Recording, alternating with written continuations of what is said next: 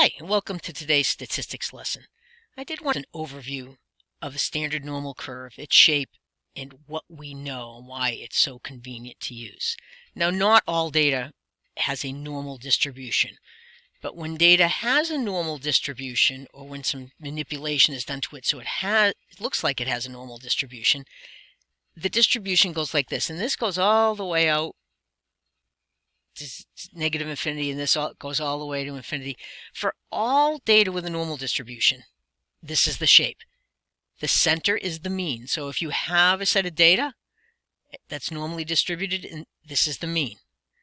And then this data down here,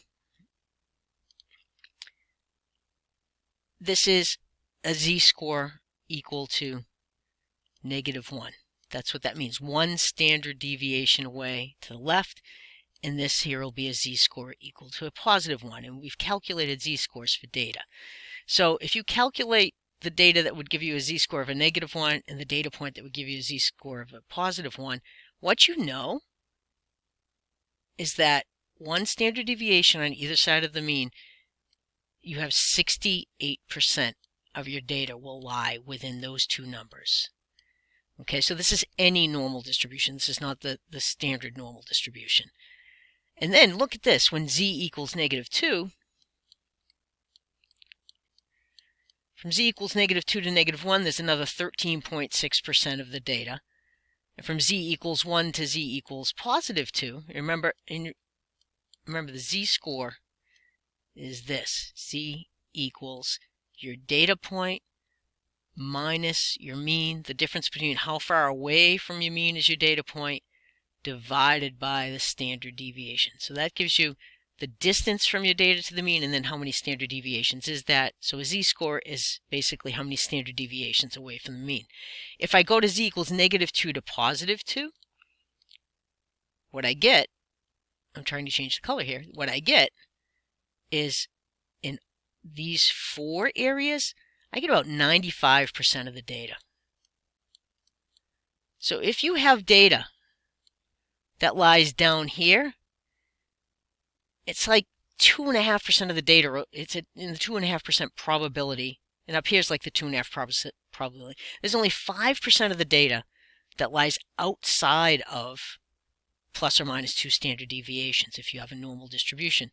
So anything outside, so we say values up here beyond 2 standard deviations or beyond a z-score of 2, they're significantly, I'm not going to write the word significantly, I'm going to say it, they're high. They are significantly large, you might say, if you're above the standard two standard deviations. If your data ends up being a z-score of less than -2, like a -2.5 or a -3, you could say your data is significantly low.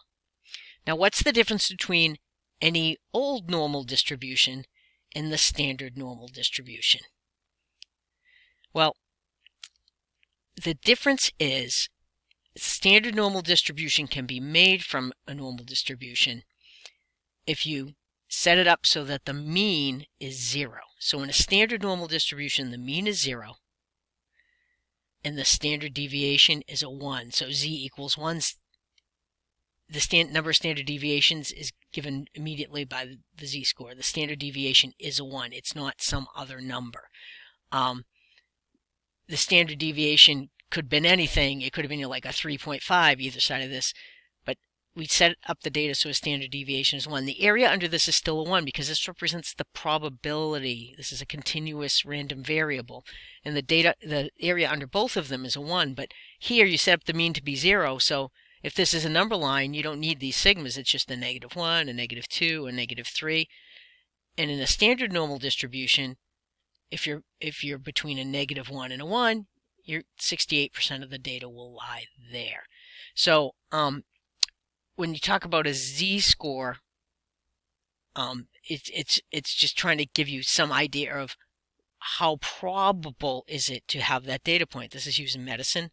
You take a test and they compare your score to a known z-score to see where you are. So the standard normal distribution is the same as a normal